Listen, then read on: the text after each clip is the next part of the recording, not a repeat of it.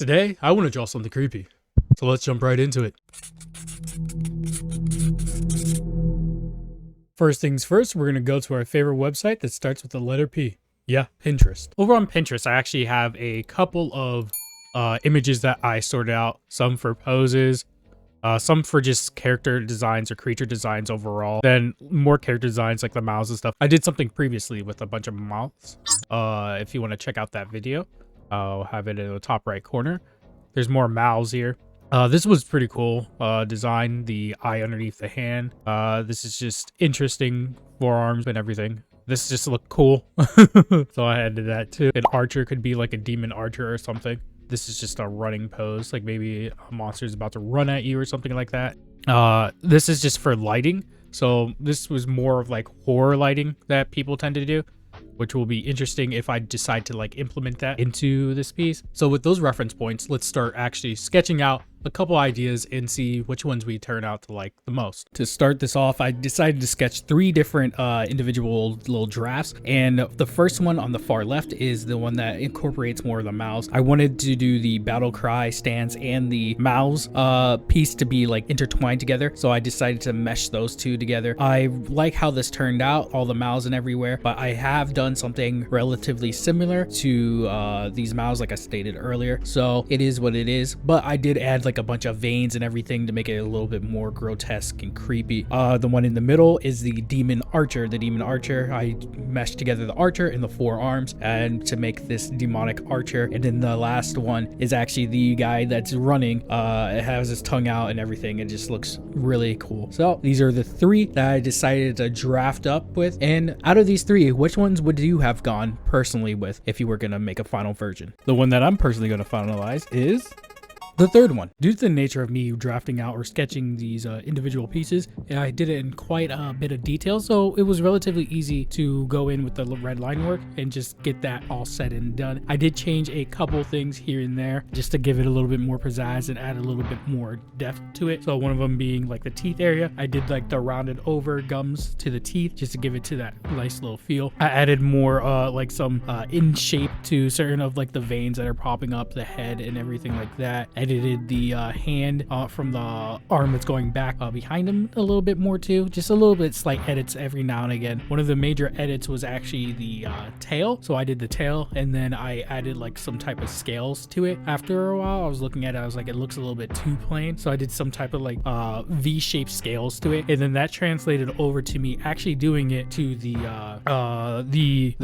horns also, so that just gave it a little bit more oomph in my opinion, just going over and just making sure everything looks up and up, because again, the sketch work was fairly detailed that I didn't have to really do much when it came to the line artwork or the red line artwork, except for these like minor adjustments that I think just makes the piece look a little bit more unique and not as plain, in my opinion. Maybe you like the plain version better, but overall I liked how this turned out, and all we have to really do is the inking, but the inking is just turning it to black. Also, I did add the eye to the other arm too, so there's that. So all I do for the red line work to get to the black line work is to literally just copy and paste the red line work and then turn it invisible. So I'm going to turn all the previous layers invisible, and then I will go back up and then just go to filter, color adjustments, brightness, turn the brightness all the way down. And because I already do clean red line work, that's how I get my final line work in black. It's relatively simple.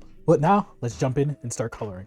So the colors, the colors. I don't even know where to start with this. I guess a good place to start with is what I had planned originally. Well, I wouldn't say originally, but what I had planned to try to do. So I started out with the skin tone colors. That's what I wanted to do. Then I kind of moved into trying to get like the overall basic shading down. This was kind of hard because I didn't necessarily have a but soft shading, not the hard shading, the soft shading. I didn't necessarily have a light source in my mind of how this image would be lit up, but I did want to make it, or originally I did want to make it like fleshy, like skin tone fleshy, because a lot of the creatures that tend to have these type of similar aesthetics are usually like purple or gray for whatever reason. They don't have like the human skin tone, so I kind of wanted to have it like as a human skin tone to give it more of a grotesque type of feeling. As I kept on messing about with it, I kept getting closer and closer to the realization I don't really like how this is turning out. out, the coloring wise. I don't really like how the coloring wise is turning out. For whatever reason, it just didn't sit right for me. Probably because I didn't want to do the full anatomical structure of like a human, where there's so many like divots and crevices where there'd be more shading and stuff like that in the muscle structure. But I don't know, it just wasn't hitting. It didn't hit the same. So as I kept on continuing and coloring in other pieces, I decided to actually go in after I started doing the overall like cell shading. After I got all the cell shading, I decided to actually turn it gray-ish, I would say. Gray kind of, but it's not really gray, because as you'll see after I finish all the cell shading, that it turns out to be more of a different color. The cell shading actually worked really well. I was thinking about just leaving it completely black, or kind of, so it has like more of a horror tone to it, but at the same time I was like, I think not. I'm not gonna go there. I'm not gonna do it like that. That deserves to have some type of color in it. But maybe in the future, for more different like close-up shots and stuff like that, we can use the horror lighting, because none of the pieces that I had sketched out that you saw previous were gonna pertain or contain like the quote-unquote horror lighting. You see me right here just actually going in and blending out, softening up the edges of where the cell shading was, and then going over the veins with the reds, and then lowering the opacity and around like the lips and stuff to give it more of a little shape to it. And you also see that the lighting, I did the two-step lighting type of deal that I did in the previous video, if you want to go check it out, where it's black and then there's also purple at the same time, just to give it more of a pizzazz. But for the background, I was having so much trouble for the background. I didn't know what I was gonna do for the background, to be completely honest. Again, I suck at background, so I was like, how am I gonna fit this? Like, I already have the lighting down and everything. Instead of conforming the lighting to the background, I tried to conform the background to the lighting, and so I tried just like coming out of the tunnel type of thing, some like trees or whatever, and then at the end I just decided it to be like running out of some type of mist. I think that works perfectly fine for what I'm trying to achieve here, and I think it really turned out great. So enough of gibber yapping, let's check out the final image.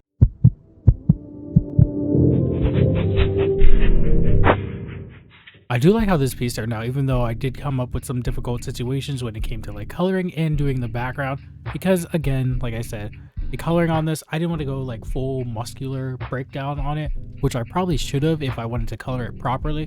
But I do think the it coming from like the fog gives it a little bit of that leeway, because the fog is covering a lot of things that it should show more detail on. I digress though. But yeah, that was kind of like a little cheat there, a little hack, if you will. Just cover it with fog if you don't like how things are going. Don't do that. Try doing the correct and proper way. But anyways, I still like how this turned out. I do want to ask the question once again, which one would you have chosen to draw out? I kind of think I would go a different route now that I did this one, just because the background was overall harder. I probably would have gone with the Archer or the other one, just because it would be a lot easier and I could have like a solid background. This one, it didn't seem like I could have a solid background. That's why I was having more trouble with how I wanted to proceed with things. But either way, I still like how this one turned out, and hopefully you guys did too, and hopefully you guys liked this video. Thank you guys for watching, and don't forget to like, comment, subscribe, and I will see you later. Peace. Bye-bye.